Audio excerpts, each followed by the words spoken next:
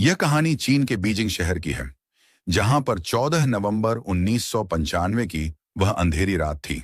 सर्दी का मौसम व घना कोहरा छाया हुआ था।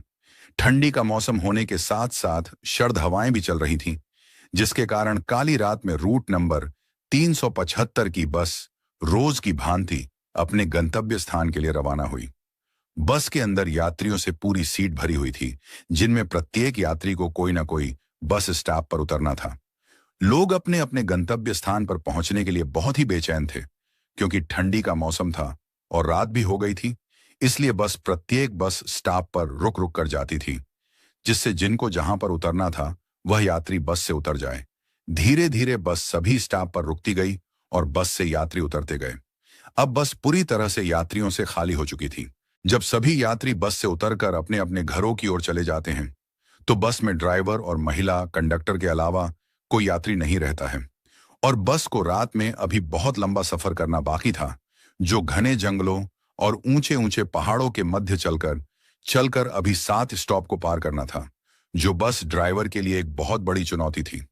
और चुनौती हो भी क्यों ना, क्योंकि ठंडी के मौसम में जंगलों और पहाड़ों के बीच ड्राइव करना इतना आसान काम नहीं होता है। जिस रास्ते पर बस के लाइट पड़ने पर केवल धुंध दिखाई देता हो, चारों ओर पसरा सन्नाटा और घुमावदार सड़कें हों, उस रास्ते पर बस जैसी बड़े वाहन को चलाना बहुत मुश्किल भरा काम होता है। फिर भी बस के ड्राइवर और महिला कंडक्टर हिम्मत जुटाकर बस पर चढ़ते हैं और बस को स्टार्ट कर आगे की तरफ चल देते हैं। अब बस नंबर 375 आधी रात में अपने चाल से घने कोहरों के बीच चल रही थी और बस ने एक दो बस स्टॉप को पार भी कर लिया था। तभी अगले स्टॉप पर कुछ और लोग चढ़े, जिनको देखने में ऐसा लग रहा था कि वह यात्री हैं और वह अपनी आगे के सफर के लिए बस का इंतजार कर रहे थे, जिसमें एक वृद्ध महिला और उसके साथ में एक 19 वर्षीय लड़का था, जो बस में चढ़े, तथा उनके बाद एक कपल भी बस के अंदर चढ़े। यानी अब बस में कुल 6 लोग हो गए थे, जिनमें 4 यात्री और बस का ड्राइवर और एक महिला कंडक्टर थी। ड्राइवर के पीछे वाली सीट पर कपल जाकर बैठ गए और दरवाजे के पास वाली सीट के पास वह 19 वर्षीय जवान लड़का बैठा था, जो वृद्ध महिला के ठीक आगे वाली सीट थी। जब बस 4 यात्रियों को लेकर उस स्टॉप से रवाना हुई, तो रात बहुत ज्यादा हो चुकी थी और आगे किसी भी यात्री को बस में चढ़ने की संभावना नहीं दिख रही थी। इसलिए ड्राइवर ने महिला कंडक्टर से बस के दरवाजे बंद करने के लिए बोला। सड़क पर चल रही बस के अंदर ठंडी हवा भी आ रही थी, इसलिए दरवाजे को बंद कर दिया गया और बस ड्राइवर निश्चिंत होकर बस को चला रहा था। और धीरे धीरे जब बस 4 स्टॉप को और पार कर गई, तब अचानक सुनसान सड़क पर रात के अंधेरों में ड्राइवर को रास्ते में कुछ लोग दिखे, जो केवल 2 व्यक्ति थे। लेकिन वे लोग जहां पर खड़े थे वहां पर कोई भी बस स्टॉप नहीं था। इसलिए ड्राइवर ने सोचा कि बस नहीं रोकेंगे। लेकिन महिला कंडक्टर को उन लोगों पर दया आ गई और वह ड्राइवर को बस रोकने के लिए कहने और समझाने लगी कि यह इस रूट की आखिरी बस है और रात के समय है, वे 2 लोग कहां और कैसे अपने घर जाएंगे। महिला कंडक्टर की बात सुनकर ड्राइवर ने बस रोककर उन 2 लोगों को बस में बैठा लिया। बस नंबर 375 में हैरान करने वाला दृश्य यह था कि ड्राइवर को रास्ते में जो 2 लोग दिखे थे और वे बस में चढ़ने के बाद 2 से 3 हो गए थे और उन्हें देखने में ऐसा लग रहा था कि वह किसी नाटक मंडली से आए हुए हैं, जो ज्यादा रात होने और थके होने के कारण अपना कपड़ा बदलना भूल गए हैं। वे एकदम अजीब लग रहे थे, जिन्हें देखने पर ऐसा प्रतीत होता था कि वह आम इंसान नहीं है, क्योंकि उनका चेहरा एकदम सफेद और बड़े बड़े बाल डरावनी लग रही थी। और उनमें जो तीसरा आदमी था, वह एक के कंधे पर उसका सिर टिका और झुका हुआ था, जो बहुत ही अजीब लग रहा था। खैर, कुछ देर तक सभी बस के यात्री इन तीनों लोगों को देखकर आपस में बात करने में मशगूल हो गए और कुछ लोग नींद भी लेने लगे। लेकिन जो वृद्ध महिला पीछे मुड़कर बार बार उन लोगों को निहार रही थी, उसको ऐसा लग रहा था मानो कुछ गड़बड़ है, इसलिए उन तीनों लोगों पर ज्यादा ध्यान दे रही थी। तभी अचानक अगले स्टॉप पर बस रुकती है और वहां पर यंग कपल बस से उतर जाते हैं। यंग कपल के उतरने के बाद बस नंबर 375 फिर अपने 7 लोगों को लेकर अगले स्टॉप के लिए रवाना होती है।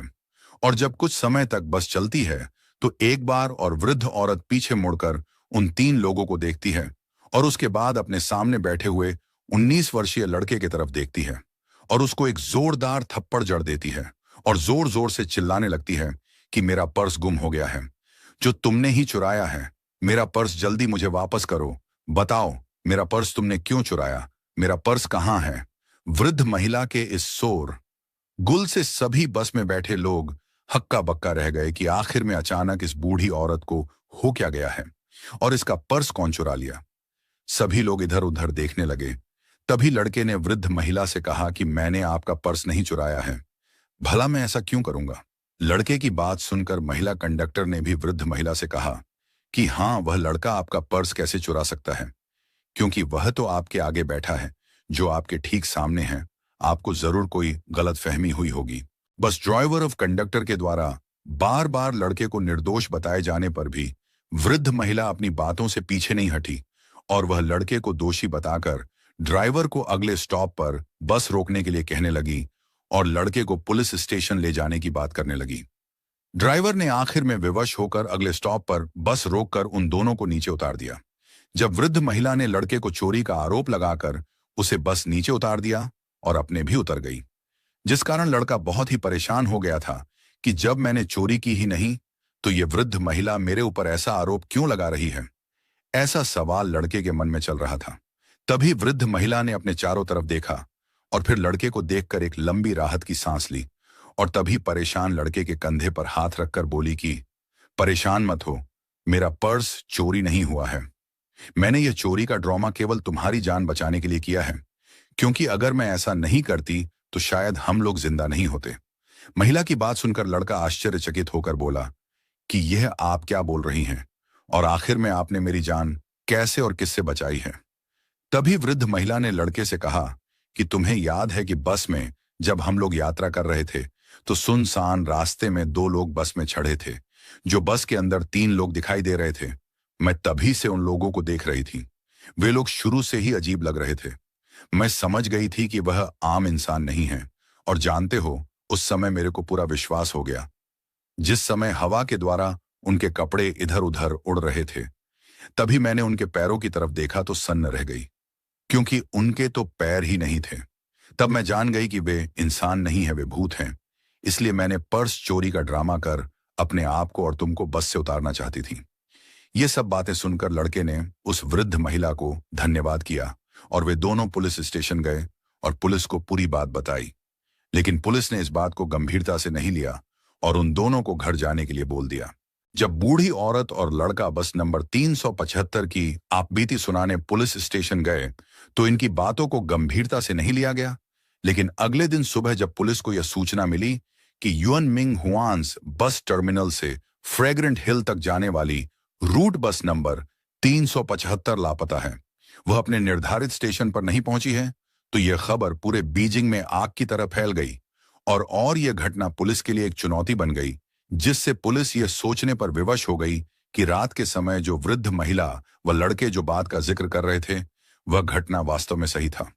इसके बाद पुलिस ने तुरंत एक्शन लिया और उसी समय पुण्य वृद्ध महिला व लड़के को पुलिस स्टेशन बुलाकर एक बार विस्तार से बस नंबर 375 के बारे में घटित जानकारी उनसे लेकर पुलिस तुरंत बस की खोजबीन शुरू कर देती है और उस रूट की सभी सीसीटीवी कैमरे को चेक किया जाता है।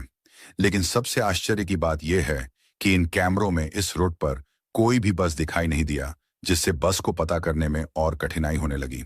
जब पुलिस ने बस नंबर 375 की रूट का कैमरा खंगाल लिया और हर जगह की खोजबीन करके थक गई, लेकिन उस समय पुलिस को कोई सुराग नहीं मिला।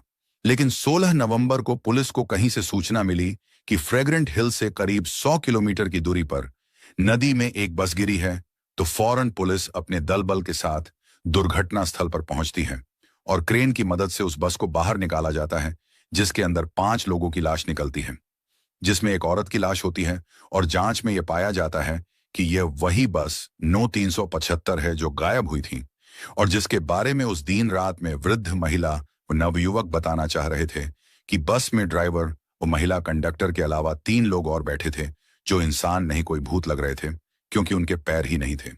बस को नदी से लगभग 2 दिन बाद बाहर निकाला गया और यह पाया गया कि बस में 5 लोगों की लाशें हैं, लेकिन 2 लाशें सही सलामत हैं, लेकिन बाकी बची 3 लाश पूरी तरह से सड़ गल गई है। आखिर में 2 दिन में लाश सड़ कैसे सकती है? यानी वे तीनों लाशें जो थीं वह वास्तव में किसी भूत की थीं।